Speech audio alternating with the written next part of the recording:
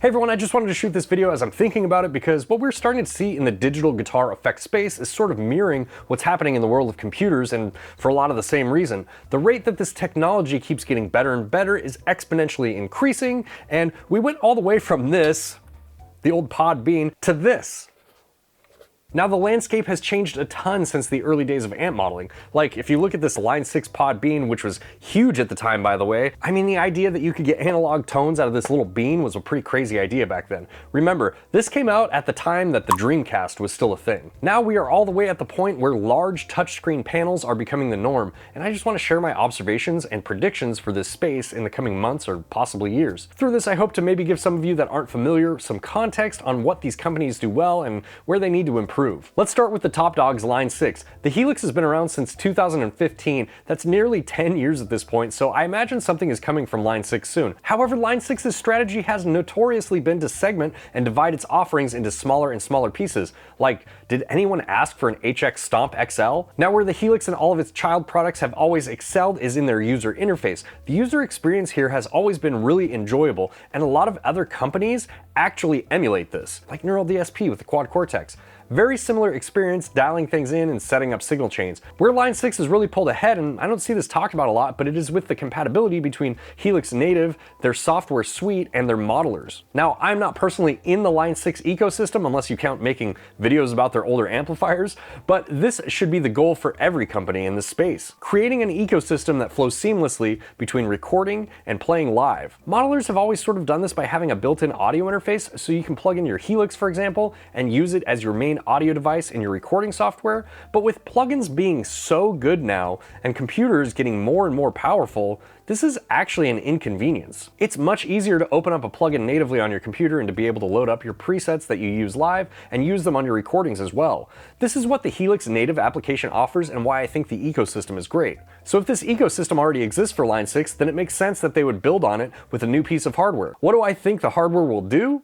Glad you asked. I think 𝗦𝗡𝗃 will probably release a new board with similar form factor to the Helix, since that seems to be their MO. Even though I hate these stupid built-in expression pedals, like, I'm a grown man. Let me add my own expression pedal if I want to. You know what I mean? But where I think it will differ from the Helix is most likely it will have a touchscreen, built-in Wi-Fi for syncing your patches through a cloud, and Bluetooth control for streaming playback from external devices.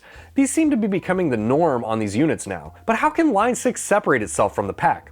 Well, they've always been the kings of UI. I imagine they see what's going on with the 𝗏𝗏master Pro as well, and I could see them implementing this sort of UI, although to a lesser extent since they don't actually license any of the amplifiers, so they'll have to make mock-ups of them. Maybe they'll have some rev amps in there, but for the most part, I imagine they'll be mock-ups, which honestly, I don't think most people care about, but it's a nice touch when you have like the real amp faces on there. I also imagine they are going to add some sort of capture feature. I think this will probably be more common on newer units, even if the capture feature comes bundled as something like tone match. I just think that this is the name of the game right now, and I don't know if this trend will continue, but if I had to guess, it probably will. Another thing they could do to improve their next generation flagship is to add in some more deep parameter editing, but keep it as simple as possible so the user experience is still enjoyable. For example, tube swapping would be a nice improvement. Next is the Axefx. What is there to say about the Axefx? It is considered the best of the best in terms of its power and its flexibility. They totally win in that department. And though 𝗦𝗡𝗃 is always nipping at their heels, the Axefx has significantly more power and deep parameter editing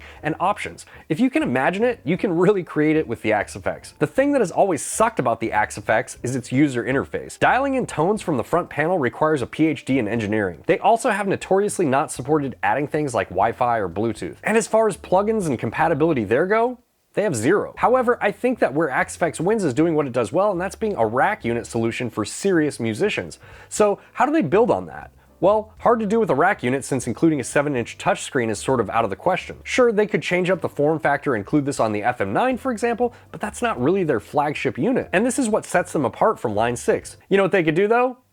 Add Bluetooth and Wi-Fi. Seriously, what's going on here? It's so bizarre to me that the top dog in this space released a $2,300 unit in 2018 without these things. And the thing is, we all know it's possible. If you buy a Bluetooth MIDI dongle and download FracPad, a third-party app, you can control your Axefx 3 remotely. Why isn't this functionality built in? It perplexes me. I don't know what else they could really do in terms of quality and options to improve. They are already the best in those areas, but they are the worst in plugin compatibility since they don't have any. Since it's a rack unit, it's not practical a lot of times to be taking it in and out of a studio when you want to use those tones to record. It would be great if they had a plugin that could sync your patches over Wi-Fi cloud service, but we'll see. The other thing that would be nice about a plugin suite is other people could get into the Fractal ecosystem without having to pay a $2,000 fee at the point of entry. Now, something else that I think should be said about Fractal and the Axefx that is a big deal for me and a lot of their users is how often they update and the continued support that they have for their products. I mean, since I've owned my Axefx, I think there have been like 2 major updates that completely changed the algorithms for all the amps. Yes, you heard that right.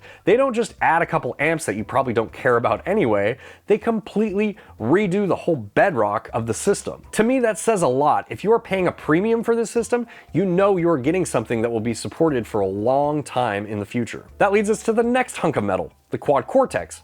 Man, where do I start here? When the Quad Cortex was first released, there was so much hype. It was one of the first units that had built-in capturing technology, which was the main appeal, since it didn't really have much else at the time of launch. Since then, they have been improving and adding things, but let's be honest here. They promised a lot of stuff at launch, like plugin compatibility, that just hasn't come to fruition. I mean, they announced the editor, something that probably should have been included at launch at NAMM in April, and as I'm making this video, it still hasn't been released. And it's not really that frustrating for me because I bought my Quad Cortex essentially for this channel, but I can't imagine if I was a user depending on this unit as my main rig, I'd be pretty furious. Now, to give 𝗦𝗣𝗘𝗏𝗍 some much deserved credit, they did make a very good unit with a killer form factor. Not only do you have the touchscreen, but also the rotary encoders that double as foot switches. This is going to be the standard going forward, I feel like, and they really pioneered that. They also have an incredibly sleek user interface, even if it does borrow a lot from Line 6's Helix interface. So what's next for the Quad Cortex?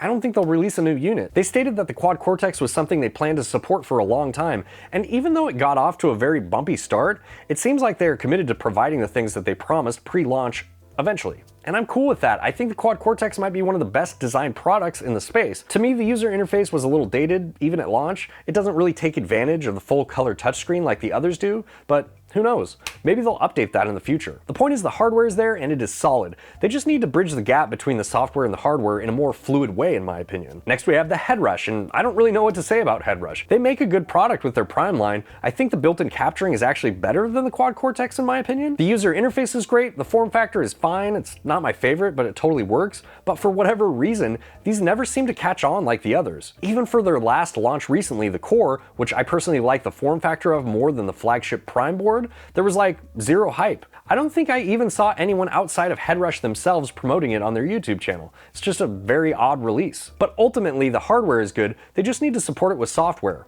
And also, I don't know, like market more? Again, it's weird to me that you don't hear more about the Headrush when they make a pretty decent product. Now we come to Fender, the newest face in this arena. And while Fender is green in the floor amp modeler game, they are veterans of the guitar gear space. I feel like a lot of people will buy into the Fender ecosystem off the name alone. While that might not be the majority of people that watch this channel, I'm sure there are a lot of players that are really excited just to have that red jewel glow when they power the unit on for the first time. Now the Fender ToneMaster Pro just released, so it's hard to say what needs to improve and what the development roadmap looks like for this. I made a video showing the things that I liked about it and what I think they need to improve, and I'll link that in the description, but the TLDR version is the software updates really need to make the routing more robust. Routing between live cabs and internal cabs is kind of a chore, and it also feels a little bit lacking in its number of amps and effects, and without the capturing technology to support that, it really does limit you. That's not saying there isn't more than enough to get the job done there. There really is. It's just hard to justify the $1,700 price tag when other units in this space offer so much more content for that dollar amount. Where the Fender unit really shined for me though was in its form factor and the user interface. These are both S tier in my opinion, and since a lot of the downsides could be fixed with future updates, I feel like it's a really strong contender. However, like a lot of the other units here, it really needs that fluid connectivity between plugins. Maybe that's something that Fender is planning, but if they are listening, we need that. The real downside there is there isn't any Wi-Fi with the ToneMaster Pro, so you will need to update your patches via USB if they end up going that route in the future. But other than that, I think there's huge potential for the ToneMaster Pro, and I'm excited to see how much Fender supports this since it's a new endeavor for them. The last one that I want to talk about here is the Darkhorse in the space that could totally disrupt everything for everyone. And that is 𝗦𝗍𝗧𝗧𝗏𝗧. Now I know there are a lot of other units, especially the Chinese manufactured stuff that I review on my channel a lot, but specifically what I'm looking at is flagship units that are over a certain price threshold. Most of those units don't fall into that category. So how would 𝗦𝗍𝗧𝗏𝗧𝗏 fall into that category, and how would they totally disrupt everything for everyone?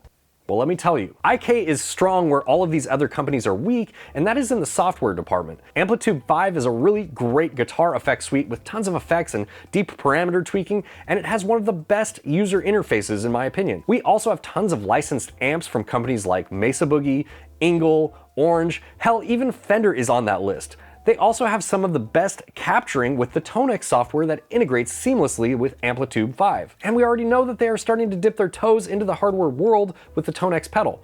So, if they release a flagship unit that has the same form factor as something like the ToneMaster Pro or the Quad Cortex, and software that resembles something like Amplitude 5 and is able to swap patches seamlessly with Wi-Fi and a cloud service that they already have, by the way, wouldn't that be something? Now, will that happen? Who knows? Hardware takes a lot of time and resources to develop, and we don't know what will happen in the landscape in the coming years. We could have more chip shortages, for example, that could totally mess up everything. But I just think that all of the pieces exist already for 𝗦𝗍 Multimedia to become a major contender in this space. Let me know what you guys think. I'm really curious to know what your opinions are on all of this, and I'll see you in the next one. Bye.